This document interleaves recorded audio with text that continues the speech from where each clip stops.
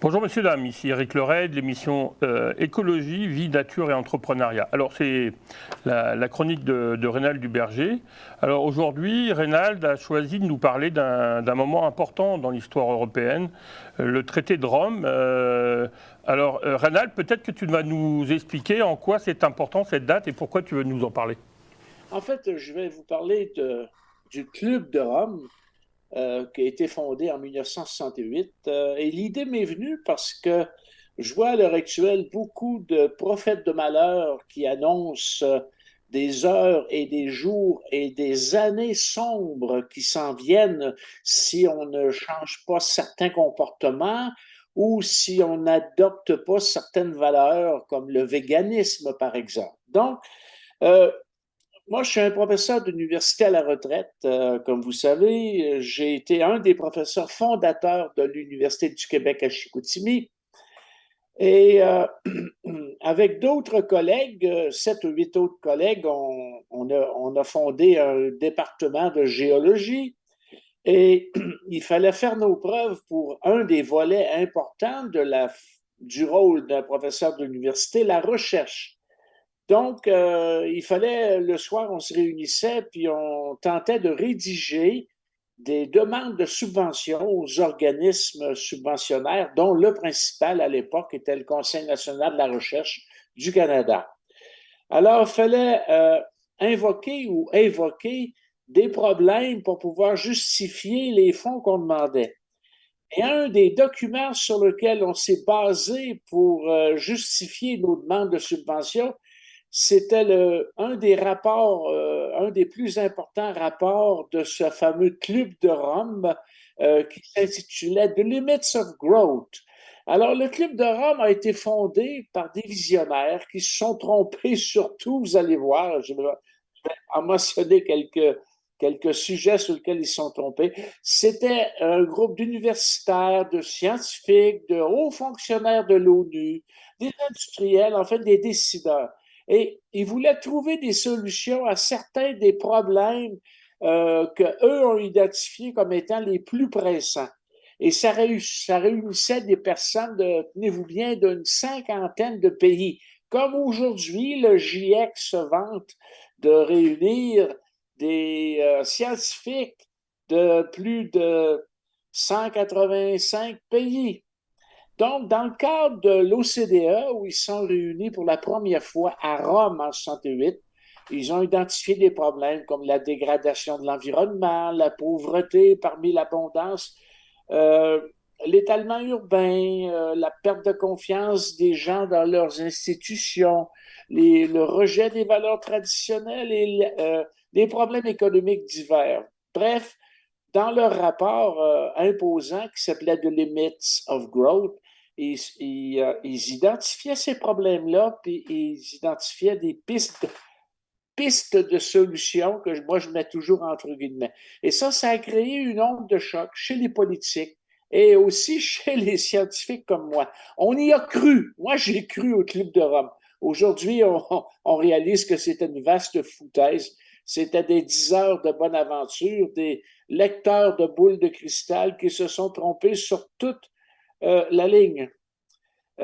Donc, ils ont essayé d'alerter les gens sur l'environnement, puis leur prévision est extrêmement pessimiste.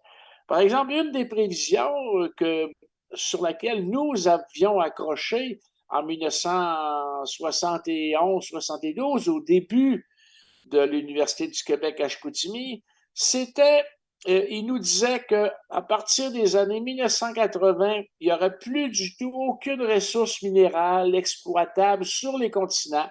Il faudrait aller chercher les métaux de base comme le cuivre, le plomb, le zinc, le fer, le manganèse dans le fond des océans à partir des années 80. Allô? Ils ne sont pas trompés royalement, hein? Ils ont même parlé des changements climatiques et ils ont parlé aussi de la fin du pétrole. Le pétrole devait être complètement épuisé à partir aussi des années 80-90. Mais pour dire une chose, c'est que les connaissances qu'on avait à l'époque ne permettaient pas de déterminer ni les causes, ni l'évolution de ces différentes tendances-là. Mais est-ce que le Club de Rome a encore de l'importance aujourd'hui? Est-ce que c'est encore une référence? Non, pas du tout. C'est devenu obsolète.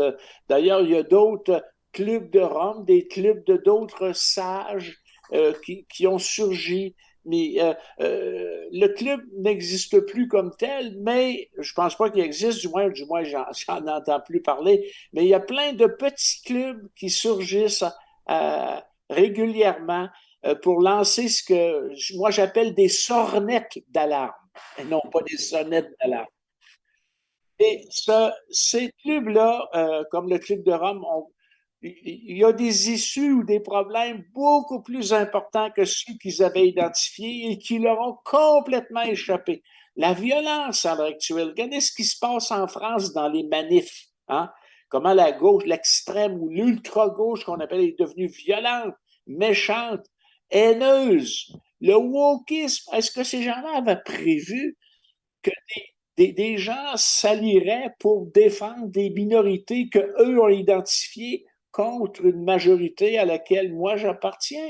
Le wokisme s'est rendu que ça gangrène nos institutions, nos universités. La théorie du genre, qui avait prévu ça? La drogue, qui avait prévu en 1968-69 que la drogue deviendrait un problème dans nos écoles?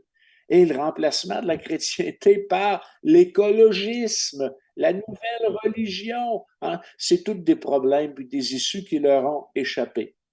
Mais c'est inquiétant parce que ça veut dire que des gens qui, soi-disant, paraissaient sérieux à l'époque, se sont réunis. On a pris des décisions qui ont quand même eu un impact sur les 30 ou 40 suivantes années. Qu'est-ce qui fait que on peut faire confiance à des autorités à l'époque et puis qui se trompent largement? C'est inquiétant pour la démarche scientifique. Enfin, on Oui, retrouve ça un peu dans la pandémie, non? en effet, mais en fait, c'est la notoriété de ces gens-là. C'était des scientifiques. Qui ose critiquer un scientifique? Ce qui sort de la bouche de quelqu'un qui a un PhD en physique ou en biologie, c'est sacré, ça ne peut pas être contesté. Bon sang on a réalisé qu'il s'était trompé. Et souvent, ces gens-là étaient mus par des intérêts personnels. Hein? La peur, si vous tenez une population dans la peur, vous avez beaucoup plus de chances que ces gens-là vous donnent de l'argent que si vous simplement vous leur exprimez votre gratitude. Hein? Quelqu'un qui a un fusil sur la tempe, vous pouvez aller chercher facilement de l'argent. Il y a plusieurs des problèmes qu'ils ont identifiés qui n'étaient pas des problèmes. Je pense, rappelez-vous des pluies acides. Rappelez-vous des pluies, hein? Les pluies acides devaient complètement déforester nos érablières, défolier nos érablières, devait tuer toutes les truites dans nos beaux lacs du Nord.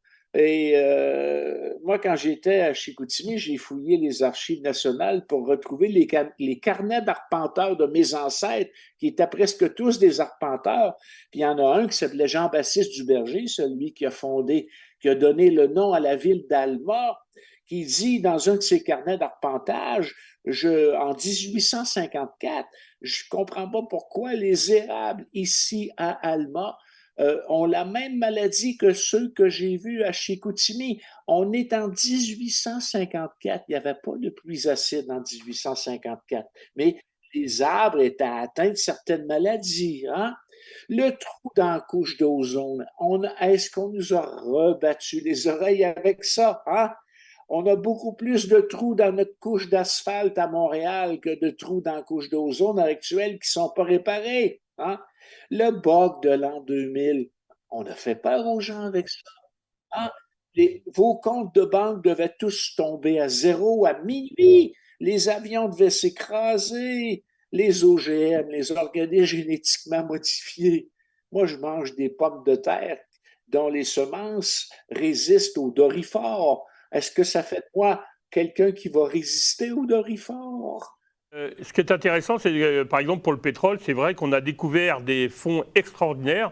Je pense en particulier au fonds qu'on a découvert au large de l'Israël, qui est devenu maintenant une des 3 ou 4 premières nations fournisseur de pétrole, ce qui va lui permettre d'être indépendant vis-à-vis des pays arabes.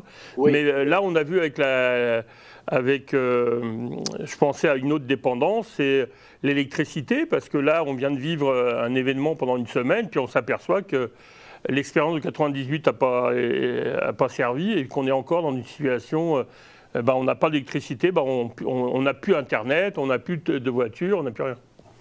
Si je peux ouvrir une petite parenthèse sur ce problème de verglas, je pense qu'Hydro-Québec, si le Québec désire poursuivre sa tendance vers les autos électriques, on n'aura pas assez d'énergie pour recharger toutes nos voitures, surtout l'hiver en période de pointe où les demandes sont très fortes. Il va falloir que l'hydro aille peut-être vers le nucléaire, mais pas les grosses centrales, les petites centrales. Un des problèmes du GIV et Verglas au Québec, c'est le transport de cette électricité-là, le GIV sur les lignes. Alors, si vous avez des petites centrales locales dans un quartier pour alimenter, il n'y a plus de problème tellement de formation de givre sur les conducteurs. Pour continuer dans cette, je dirais, obsession des problèmes environnementaux ou des problèmes reliés au climat, j'ai lu cette semaine dans la très sérieuse revue Science, la revue américaine Science de l'American Association for the Advancement of Science, que les frappeurs au baseball auraient des performances de plus en plus grandes grâce au réchauffement climatique parce que la balle frappée aura de moins en moins de résistance de l'air. Donc, elle pourra aller beaucoup plus loin. On est rendu là. Alors, ça vous montre. Et j'ai vu également cette semaine l'obsession de l'environnement. Les ouvriers qui travaillaient sur la réfection du pont Pierre-Laporte à Québec, on les a mis en congé parce qu'on a trouvé du plomb. Ils étaient exposés au plomb. Mais pas n'importe quel plomb. Le plomb dans la peinture qui recouvre les suspentes. On est loin du plomb de Notre-Dame de Paris, des toits de Notre-Dame en plomb massif pendant l'incendie qui ont fondu. Des pompiers, des ouvriers ont travaillé là-dedans. Il n'y en a aucun qui a développé du saturnisme. Alors là, on a peur. Puis ces gens-là, à Notre-Dame, travaillaient dans un espace clos. Les ouvriers du pont Pierre-Laporte travaillaient dans un espace à ciel ouvert. Alors, on développe une espèce d'éco-chondrie. On a peur de ce qu'il y a dans l'environnement et qui peut affecter l'homme. Il y a deux choses que ces prophètes de malheur-là, de clubs de Rome ou autres, là, ont toujours sous-estimé. D'abord, la grande capacité d'adaptation de l'être humain à des conditions changeantes et aussi sa grande ingéniosité pour résoudre les problèmes au fur et à mesure où ils se présentent. Très bien. Bonne conclusion. En tout cas, grâce à toi, on n'a plus peur parce que c'est ça, je crois que l'important de ton témoignage, c'est de montrer que à chaque fois, ils essayent de faire peur aux gens pour mieux les dominer et mieux limiter la liberté des gens. Voilà. Moi, Éric, je suis un optimisme raisonnable. Très bien, merci beaucoup. Alors on était avec Reynald Duberger, célèbre scientifique, pour sa chronique sur écologie. Merci beaucoup pour votre attention et à une prochaine chronique. À bientôt.